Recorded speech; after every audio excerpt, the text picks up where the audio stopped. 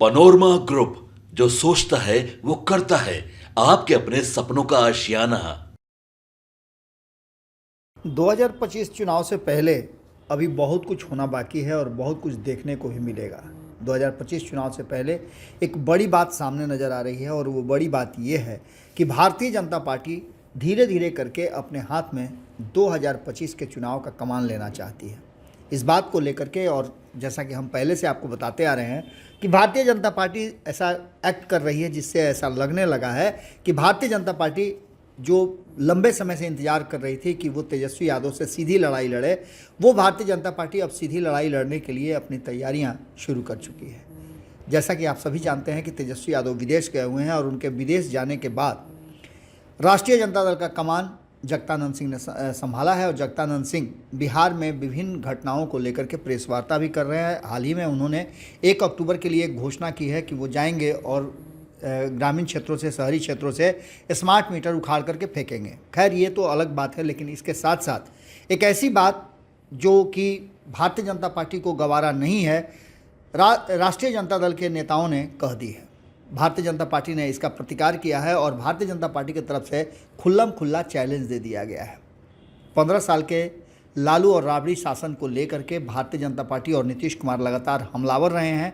तो वहीं आपको बता दें कि भारतीय जनता पार्टी को लेकर के, और भारतीय जनता पार्टी जो नीतीश कुमार के साथ पिछले 18-19 वर्षों से सत्ता में है, उसको लेकर के भी कई तरह की चर्चाएं होती रहती हैं। लेकिन सबसे गंभीर विषय है कि भारतीय जनता पार्टी के किसी नेता पर यदि आरोप प्रत्यारोप लगाया जाता है तो उसके प्रमाण भारतीय जनता पार्टी निश्चित रूप से मांगेगी।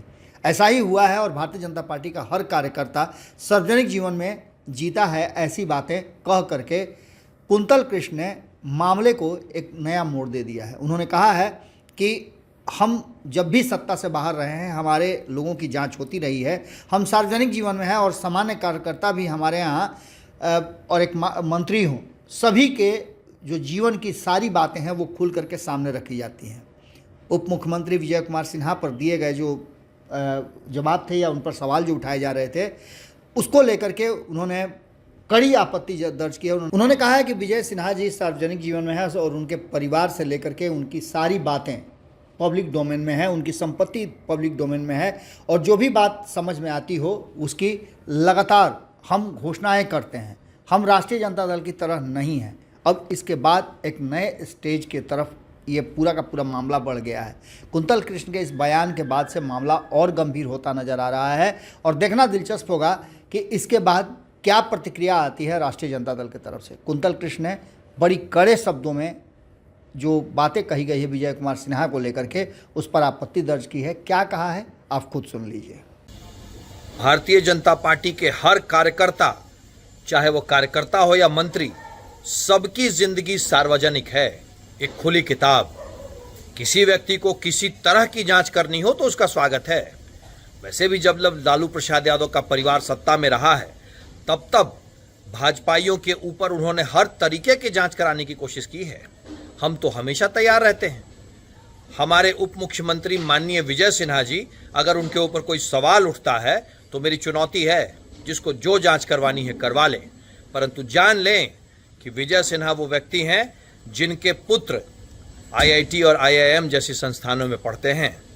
एक खुली किताब है विजय सिन्हा। पनोरमा ग्रुप, जो सोचता है वो करता है। अगर ये वीडियो पसंद आई और वह बिहार के राजनीति और बिहारियत से सरोकार रखेनी तो सब्सक्राइब बटन दबा के चैनल के सब्सक्राइब कर ली। ओजे एगो घंटी बा, ओकरा बटन दबा देला से कुल सटीक और मारक खबर रुआ मुफ्त में मिल जाई।